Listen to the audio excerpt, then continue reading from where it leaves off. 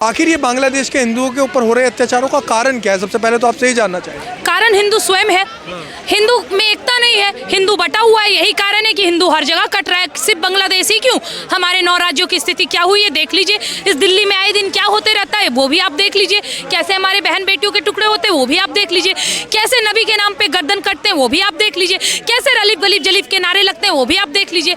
तो अगर आज हिंदुओं के साथ कुछ भी हो रहा है तो हिंदू उसका कारण स्वयं है। जब तक हिंदू एक नहीं होगा, जब तक हिंदू अपनी सत्ता को की लोभ से बाहर नहीं आएगा, जब तक हिंदू अपने सो कॉल्ड कंफर्ट जोन से बाहर नहीं आएगा, धर्म के लिए नहीं जागेगा, जब तक हिंदू को चना दाल और पेट्रोल सस्ता चाहिए, तब तक हिंदू ऐसे ही कटते रहेगा। जिस प्रकार हमारे देश के अंदर बड़े बड़े योद्धा हुए हैं, महाराणा प्रताप शिवाजी महाराज, जिन्होंने अपना बलिदान दिया, किनके लिए दिया था? इनके लिए दिया था। जो आज हिंदुओं के साथ इतना दुराचार किया जा रहा है बांग्लादेश के अंदर, अभी एक ताज़ी घटना है, एक बहन के साथ किस प्रकार किया गया, उसके साथ पहले बलात्कार किया गया, उसके बाद उसके बाल काट करके उसको पानी से प्रताड़ित किया जा रहा है। ये उसके बावजूद हिंदुओं की आत्मा नहीं जाग रही है। 91 में भी यही घटना हुई थी। मुझे अब इन सब चीज़ों को देखकर थोड़ा भी बुरा नहीं लग रहा है, क्योंकि छत्रपति शिवाजी महाराज भी जब जागे थे तो उनके पीछे भी गद्दारों की सेना खड़ी थी।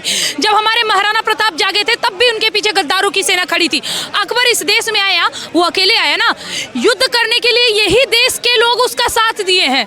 युद्ध करने के लिए यही के निवासी उनके पक्ष में खड़े हुए हैं। क्यों? लोभ में।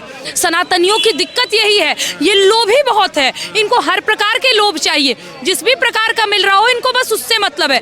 ना इन्होंने छत्रपति शिवाजी महाराज का इतिहास पढ़ा, ना इन्होंने महाराणा प्रताप को पढ़ा, ना ही इन्होंने रानी पद्मावती, रानी कर्णावती, रानी दुर्गावती, रानी हाड़ा रानी, ना ही इन्होंने बप्पा रावल का इतिहास पढ़ा। दिक्कत हम सनातनियों की है, क्योंकि हम सनातनियों ने अपना इतिहास नहीं पढ़ा। एनसीईआरटी की पुस्तकों ने ये बता दिया कि अकबर महान था, हमने महान मान लिया। वो अकबर जो महाराणा प्रताप की कमर तक नहीं आता था, वो अकबर को महान बता दिया इन लोगों ने, और उसी को सच्चाई हमने मान लिया। यही कारण है कि आज हिंदू गुलामी के दिन को याद करके उसी में उलझा हुआ है। कहीं ना कहीं देखिए, जिस प्रकार बांग्लादेश के अंदर हिंदुओं के साथ अत्याचार हो रहा है, उस पर बड़े स्तर पर हिंदुस्तान के अंदर, क्योंकि हिंदुओं का मात्र एक देश भारत है जहां पर आवाज़ उठ सकती थी उन लोगों के लिए। अगर सहारा है तो भारत की तरफ उनके लिए सहारा है, ना तो भारत का हिंदू आज उनके लिए कुछ मदद कर पा रहा है और ना भारत की सरकार उनके लिए मदद कर रही है। 57 इस्लामिक कंट्री हैं। यदि एक जगह कुछ होगा तो 57 का 57 खड़ा हो जाएगा।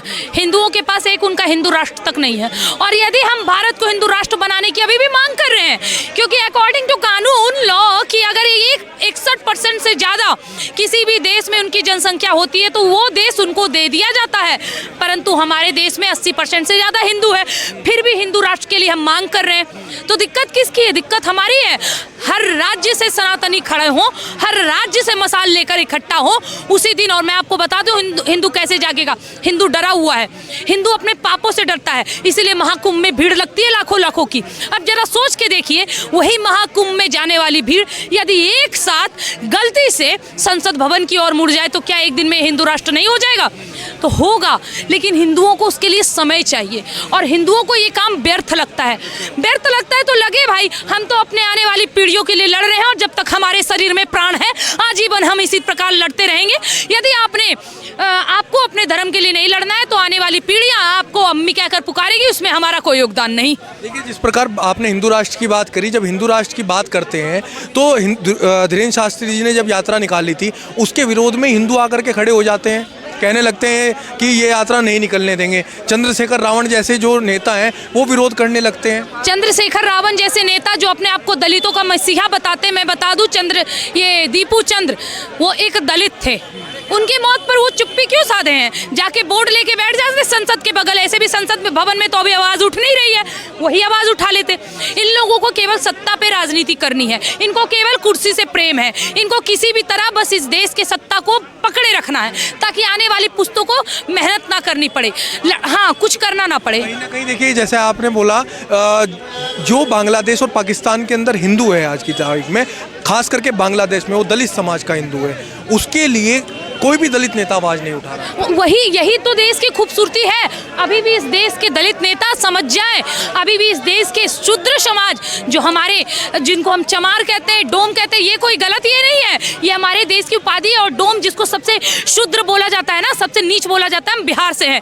और बिहार में सूप और दौरा जो होता है ना, वो यही डोम समाज बनाता है। और हमारे बिहार का महापर्व है छठ पूजा। जब तक हमारे छठ पूजा में डोम के द्वारा बनाए गए सूप और दौरा का वहाँ पे नहीं दिया जाता, तब तक हमारा पर्व शुद्ध नहीं माना जाता।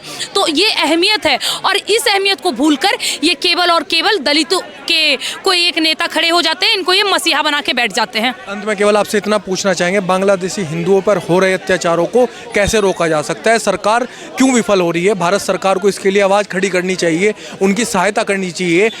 लेकिन बांग्लादेशी जो यहाँ पर मुसलमान रहता है उनको पाल रही है, परंतु उन हिंदुओं के बारे में एक बार भी ये सरकार क्यों नहीं सोच रही है? देखिए, इसमें तो सरकार की गलती है, इसमें मैं कहीं भी समर्थन नहीं करूंगी, क्योंकि सत्ता पर जाने के बाद कहीं ना कहीं हर सरकार स्वयं को गांधी बना लेती है, इसमें कोई भूल चूक नहीं है और यही सत्यता भी है। वो बस उनको सत्ता पर जाने पर देरी है। देखिए, कांग्रेस को पता था कि उनको मुसलमानों का समर्थन मिलेगा तभी वो आगे बढ़ सकते हैं और मुसलमानों को साथ लेकर ही आगे बढ़ा जा सकता है। परंतु एक हमारी जो सरकार है उनको ये पता है कि अगर वो कोई भी कार्रवाई करते हैं तो स्वयं हिंदू समाज ही उनका समर्थन नहीं करेगा, और यही सत्यता है। इस सरकार को भी पता है अगर वो कोई भी एक्शन लेते हैं तो उनका हिंदू समाज ही उनका विरोध करेगा। तो कहीं ना कहीं गलती है, और हिंदू समाज को मैं फिर से यही कहना चाहूंगी कि आंधियां चलने लगी, ज्वार तुम पैदा करो, कंठ में क्रंदन नहीं हुंकार तुम पैदा करो, और फिर से सजने लगी है कुरुक्षेत्र समय की भूमिका। हे पार्थ, तुम गांडीव से टंकार को पैदा करो, अन्यथा इसका परिणाम बुरा होगा।